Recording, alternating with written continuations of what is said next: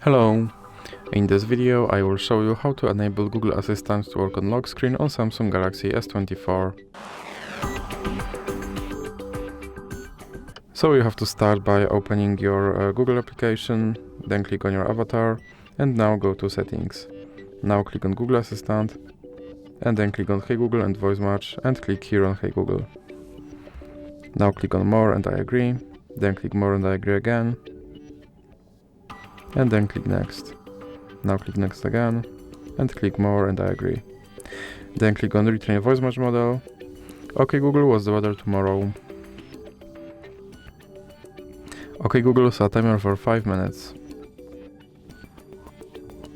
Hey Google, make a call.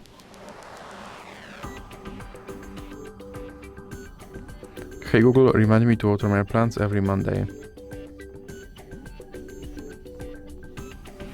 Now click Next again and click More and I agree.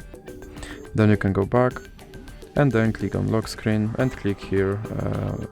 Now you can check if your Google Assistant will work on lock screen. OK Google. And as you can see, my Google Assistant works on lock screen. So that's it for this video. If you liked it, please remember to leave like and subscribe.